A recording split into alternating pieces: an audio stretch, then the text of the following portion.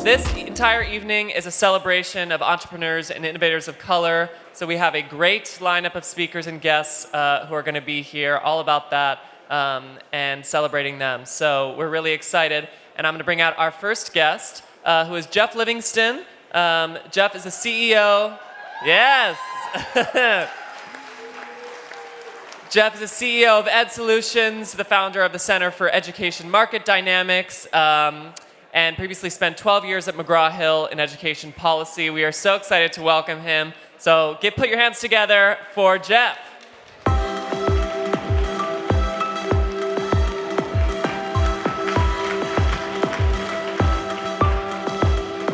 Good evening, everyone. I am proud to be here on behalf of the Center for Education Market Dynamics, where we are determined to retool and redeem the market for education goods and services to be more useful to all of the students in the United States. I'm here today because a part of that redemption involves diversifying the entrepreneurs who get the support they need to eventually be on this stage. Our core funder, the Bill and Melinda Gates Foundation, because of their leadership in COVID, have decided that they can't be here, so they asked us to continue their tradition of supporting the entrepreneurs of color at this conference. And we did that by reaching out to several of our partners to help us to sponsor the largest number of entrepreneurs of color that we've ever had at this conference this year. Those partners included a new organization called Innovation for Equity, which in many ways was born at this conference and supports improved outcomes for Black learners. We also reached out to our friends at the Surge Institute, and they also helped us to find some people. Project Ed and Sandra Oliveri has helped us to do this as well, and our friends at Cambiar Education. So I would like all of the sponsored entrepreneurs of color who are here today to stand up right now so that you can receive the applause and the appreciation of this community, because they know, like I do, that there are some winners of the Innovation of Color Award out there now who will eventually be here. Thank you so much. Thank you very much.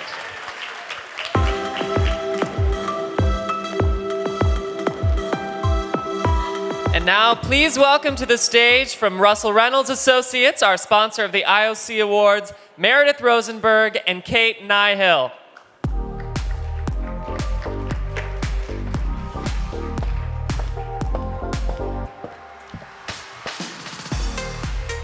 Good evening. So nice to be here with all of you in person. Thank you so much for joining us for this very important and exciting award. And did I say again, in person? I'm sure that's a joke. Everybody's been saying, but it's my first time. So I'm Meredith Rosenberg. And I'm Kate Nyhill. And we are so pleased to continue to support the ASU+GSV Summit now for the 5th year, and this award in particular. Thank you. So over the last few years, we've really seen the conversation on diversity, equity, and inclusion really advance from a business case discussion to really an argument around systemic change, racial justice, and equity. So while we still have a long way to go, it's this sector, everyone in this room, the education sector, that's really advancing that conversation. And really the central theme of this conference is ensuring all people have equal access to the future. And this year's honorees are doing just that, from democratizing access to leadership development such that our leadership ranks represent our country and better reflect what society looks like, to really turning the model of philanthropy on its head, to really look to co-create solutions with communities on the ground. So really what we're looking at today are our innovators who are inspirational, innovative, and inclusive. So let's talk about our award winners. Our first award recipient is Tulane Montgomery.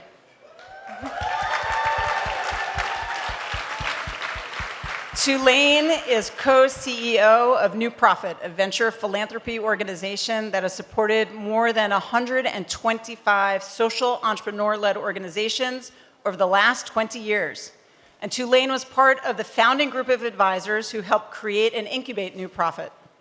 She is guided by the voices of the community. She's as passionate about social impact as she is about composing music on her cello and writing plays, of which she has written at least 4, I'm told. She is always looking at all dimensions with her creative mind, her analytical mind, and her radical mind. This is how Tulaine approaches problem solving and system change. We spoke with Tulaine before the award tonight, and she told us that her grandmother always told her to keep her eye on the prize. So what's the prize for Tulaine? That there is equitable access and all have the well-being to determine one's own life and pathway. To make unrestricted capital and accessible talent available to America's problem solvers. The goal is impact. Tulaine is inspired by what are the complete and authentic story of the community, which always contains more assets than deficits. And Tulaine, we are inspired by you. So thank you so much for all that you do and that you have done. Please welcome Tulane Montgomery.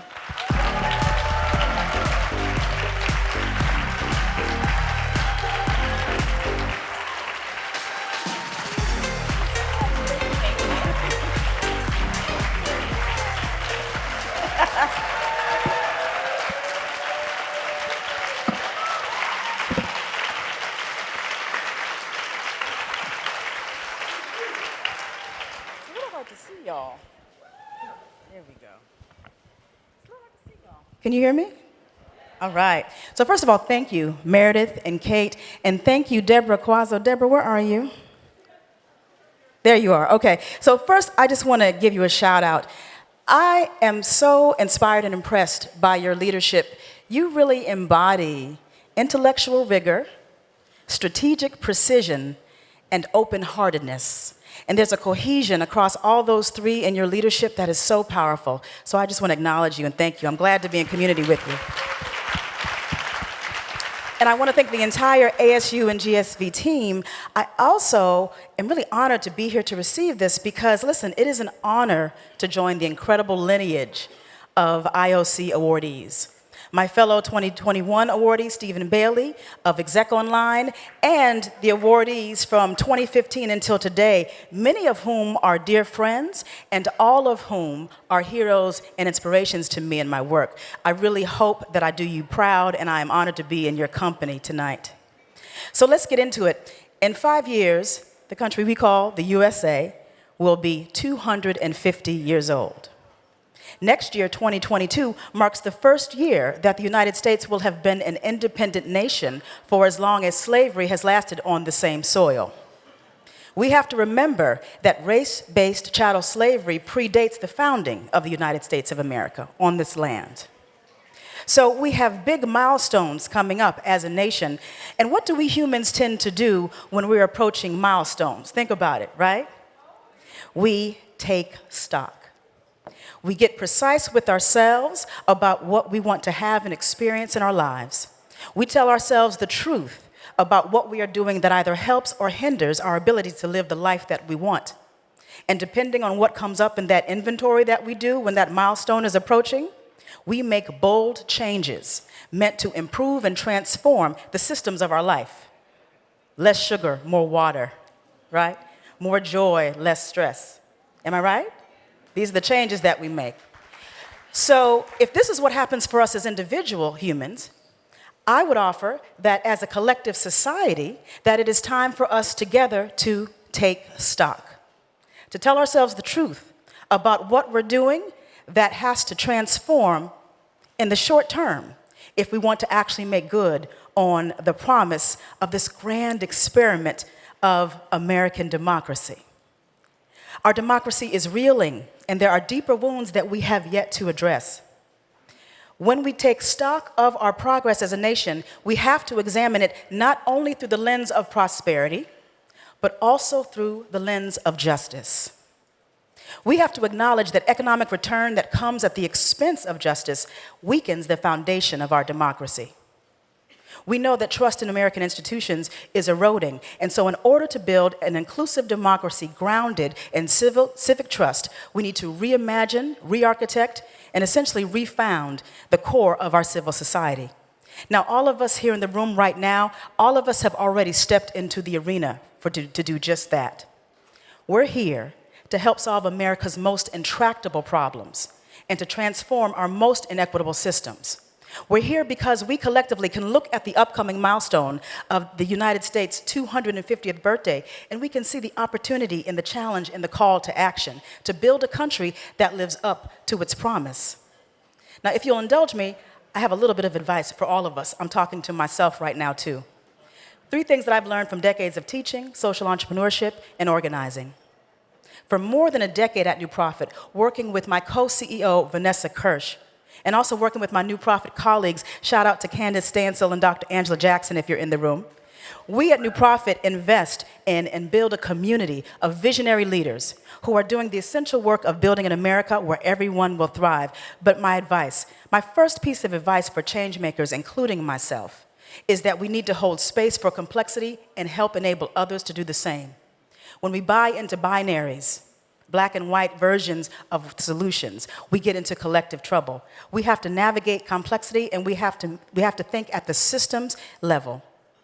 Embracing complexity is the first step to go from problem identification to solution design. And while it's important to name what needs to be dismantled, that is insufficient to actually build the equitable America that we all seek to live in.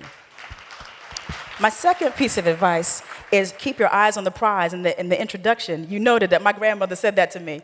And we all know that there is a folk song, Keep Your Eyes on the Prize, that was that was a real anchoring song during some of the most difficult times in the civil rights movement. It was about keep your eyes on the prize, hold on, right? And so we change makers, we need to have the capacity to hold on to a vision for something better. Listen, the idea of an American democracy sounded absolutely impossible. Our founding fathers were farmers during the week and came together to build this notion of a nation. So what would it look like for us to refound this country? The inequities that are structured into our country are man-made. That means that the evolved society we seek can be created by us. So keep your eyes on the prize. And my final piece of advice is to value and invest in the expertise of proximity. What do I mean? People who have meaningful relationships with groups and communities that have taken on the weight of injustice, people who have lived experience with America's most broken and inequitable systems, those are the people who have the greatest power and potential. Those are the people who have the insight and expertise and knowledge and talent. But in the social sector, we behave as if the people most impacted by the systems we want to change aren't the ultimate experts in those systems. So we have to flip that notion on its head. Organizations led by Black, Latinx, and Indigenous impact leaders receive only 4% of grants and philanthropic dollars. Yet we all know a critical mass of those very same organizations are meant to serve Black, Latinx, and Indigenous communities. There's something broken in the marketplace. The model needs tweaking. At New Profit, we're raising Approximate Capital Fund, a $100 million social impact fund focused on providing growth capital and capacity support for these proximate leaders. We're committed to investing in innovators of color and uplifting the power and expertise they bring. We know we're not alone in this commitment, far from it. According to McKinsey, racial equity commitments, largely from Fortune 1000 companies, have reached $200 billion since the murder of George Floyd on May 25th, 2020. But we know the issue isn't only how much money we spend, but how we spend it.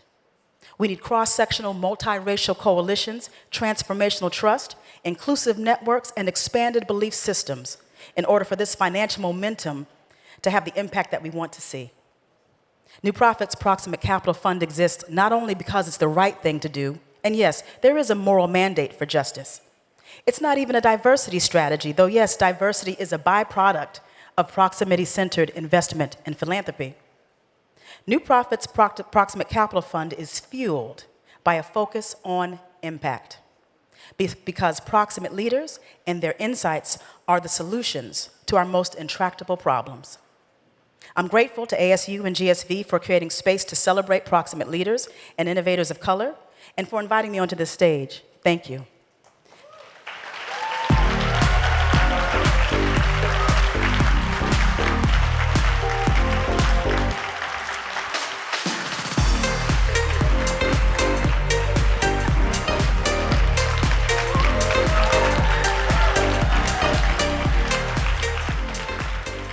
Thank you, Tulaine. Our next award recipient is Stephen Bailey, founder and CEO of ExecOnline. ExecOnline has delivered transformational learning experiences to corporate leaders at over 500 global organizations since 2012. Stephen founded this company with the belief that we can change the world by connecting all leaders to their future potential.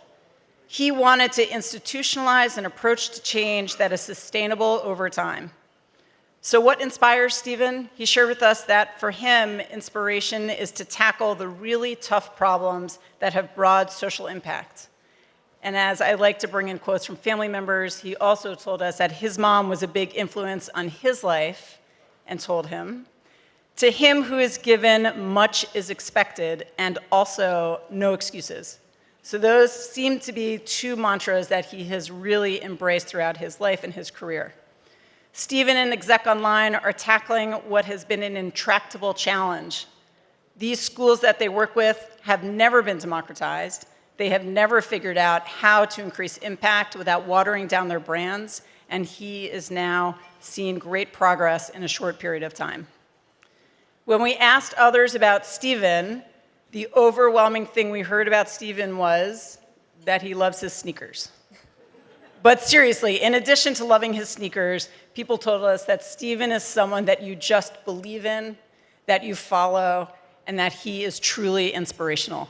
Thank you so much, Stephen, and congratulations.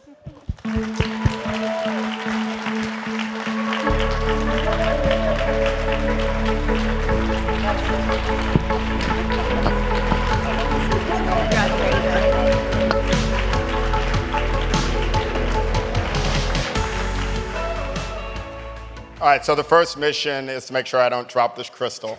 And it is true that I love sneakers. But what's also true is I think this is being recorded. My mom asked to make sure that this was being recorded because she wants to watch it. And in fact, my mom is so committed to being a part of this conference that, if, as you know, you can sort of put in requests to meet with different people at the conference. I looked at my email and I see a psychiatrist who put in a request to meet with me. I was like, oh, interesting. We've branched out into psychiatry because Stephen Bailey is such an inspirational speaker. And then I look at the name, it's my mom.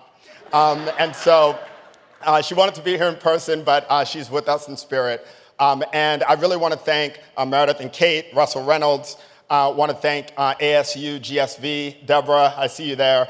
Your commitment to equity, your commitment to these issues year after year, before, frankly, they were on everyone else's radar screen, is something that really means a lot. And I really just couldn't be more honored to be a part of this ASU GSV conference, to be in the company of fellow award winners. Tulaine and I got to know each other a little bit today, and she's absolutely fantastic. And so it's really humbling.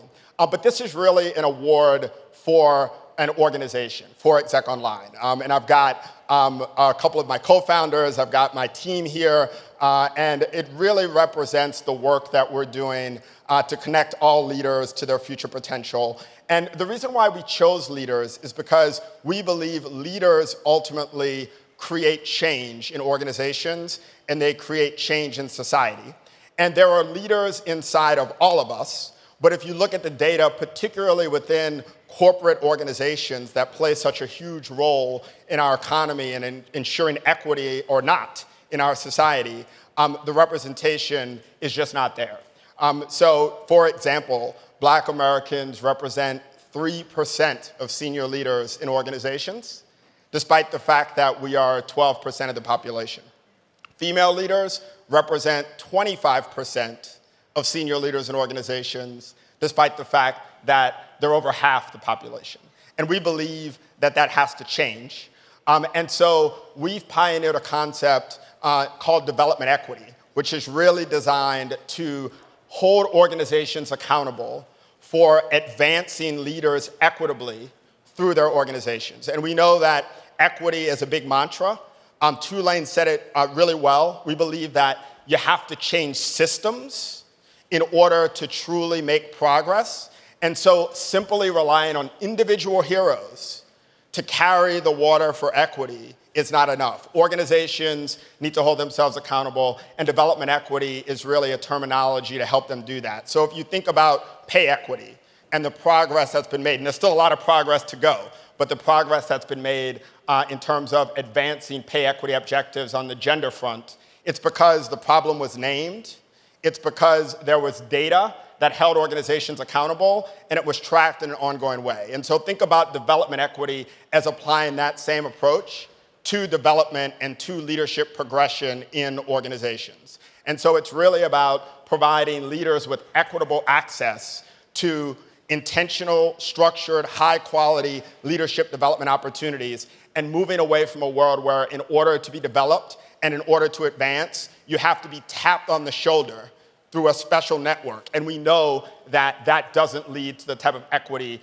that we all want to see. And so that's what ExecOnline was motivated around from the very earliest days. Development equity gives us a way to talk about that. And we're working with many organizations. We have a development equity council of over 36 organizations that are starting to put their money where their mouth is, so to speak, in terms of being involved in helping us bring this to life in organizations. So I want to thank our Development Equity Council. I also want to thank a number of other partners that have been critical to everything else that we're doing. So I want to thank our school partners. In fact, our very first school partner, Berkeley, is in the audience right now, Mike Riley, the head of executive education at Berkeley. Berkeley, Mike will tell you, has had a long-standing commitment to equity.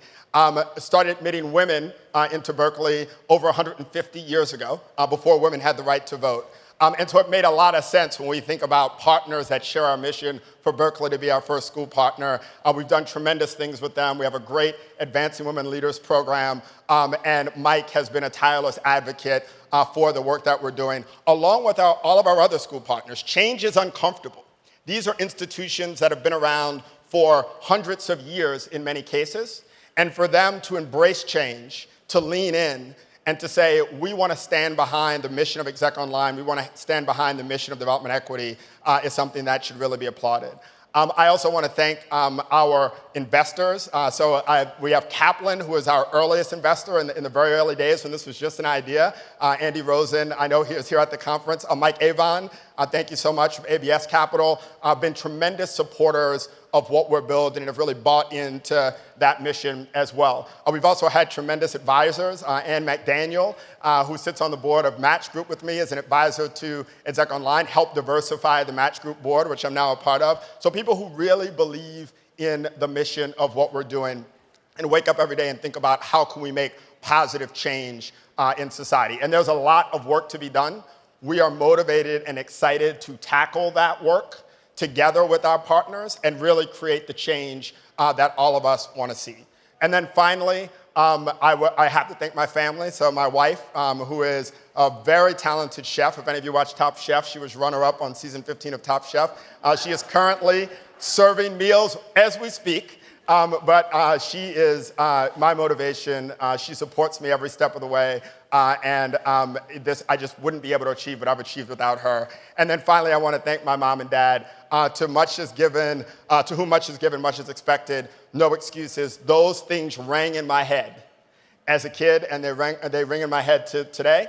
And so as long as this is recorded, my mom and dad will be happy. And now that I didn't drop the crystal, I'm going to take it and walk off the stage. So thank you very much, everyone.